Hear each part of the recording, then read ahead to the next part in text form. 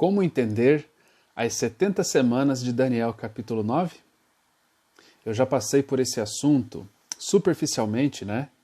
Quando eu falei de arrebatamento secreto, quando eu falei sobre o perdão 70 vezes 7 e quando eu falei sobre predestinação.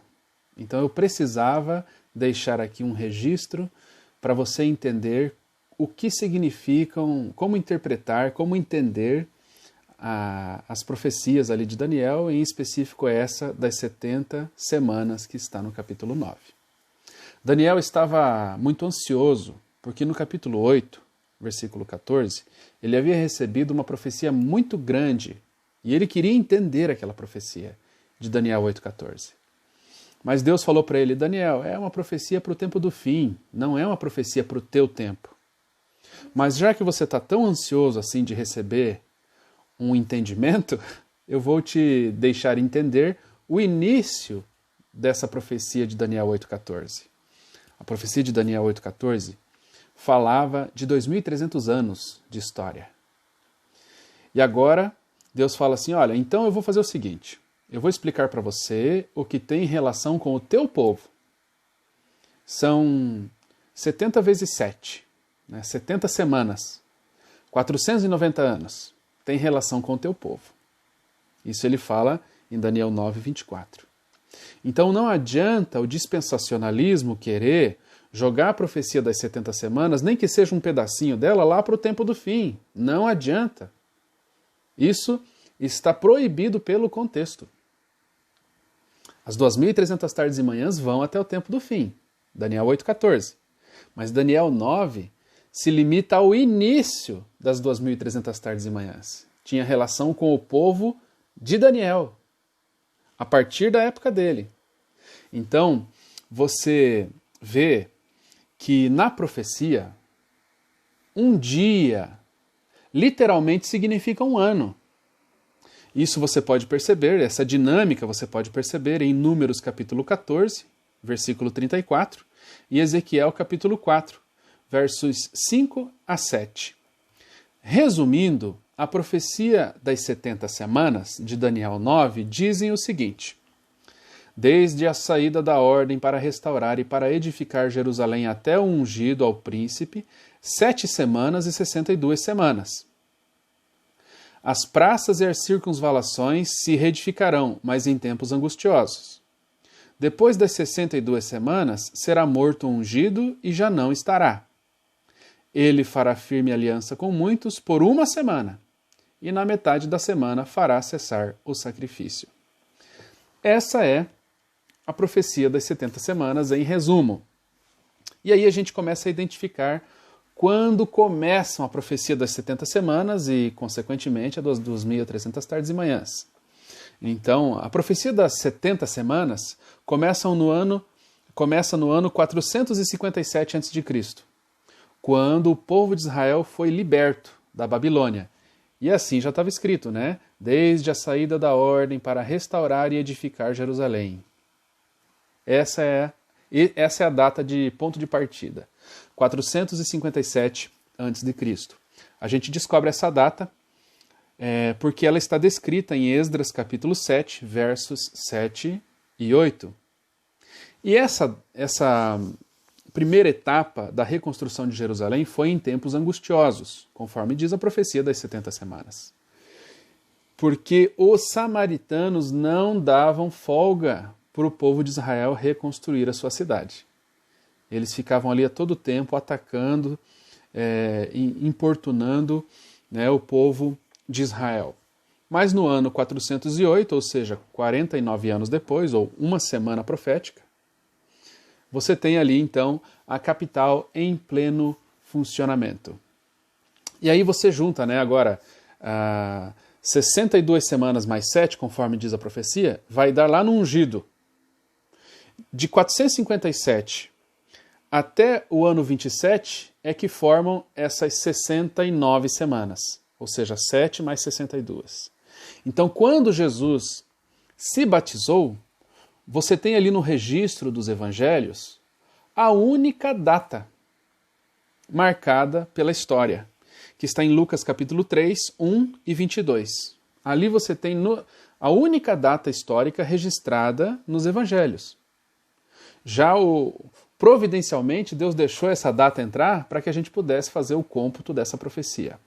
A gente sabe que o batismo de Jesus, no ano 27, marca o final dessa semana 62, que vinha depois da semana 7.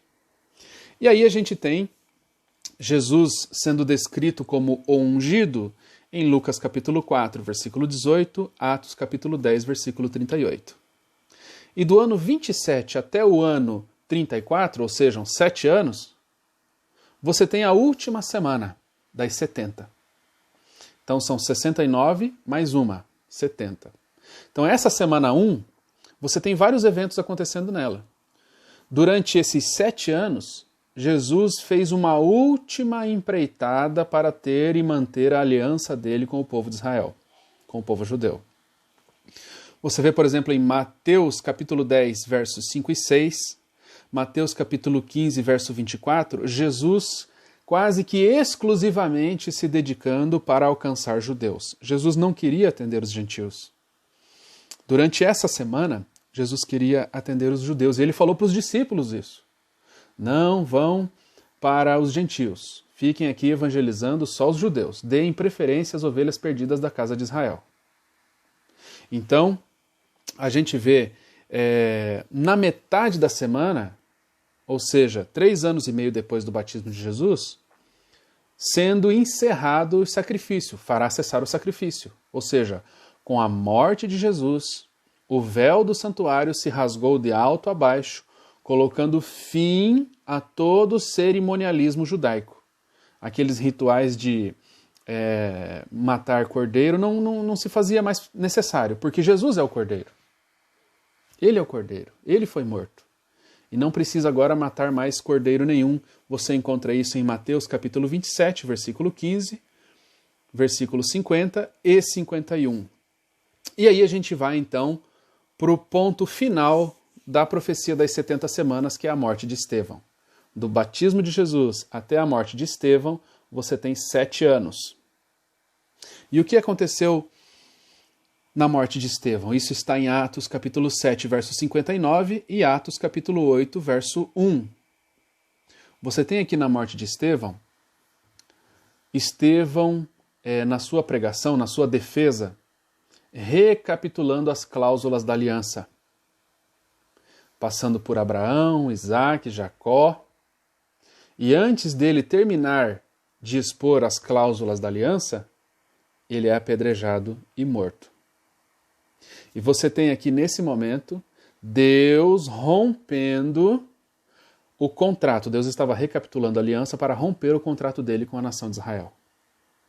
E aí Deus rompe o contrato com Israel, porque agora o povo exclusivo, o povo que ele tinha primazia, né, era o primogênito dele, Israel, deixa de ser agora esse povo de primazia. E agora Deus então se destina aos gentios através da igreja. Você tem, na sequência disso tudo, muita coisa acontecendo, né? A conversão de Paulo, que é apóstolo aos gentios, ele mesmo se coloca assim. Você tem no capítulo 10 Pedro tendo a visão de que ele precisava evangelizar os gentios. Você tem o concílio de Jerusalém, onde eles decidem que os gentios precisam ser evangelizados. Ou seja, a profecia das 70 semanas é a misericórdia de Deus, a última chance que Deus dá para o povo judeu. Mas alguns aceitaram, outros não, então Deus rompeu com esse contrato de primazia e exclusividade com a nação judaica. Tá bom? Eu e você também somos chamados por Deus para uma aliança. Mas se nós não aceitarmos o que Deus pede para nós, não aceitarmos as conduções de Deus na nossa vida, Deus vai romper conosco essa aliança. Deus é misericordioso, é bondoso, Deus é compassivo, longânimo, mas chega uma hora que Ele rompe conosco a aliança. Que você tenha um sentimento de sensibilidade para com a voz de Deus falando ao teu coração. Não deixe Deus romper a aliança dele com você.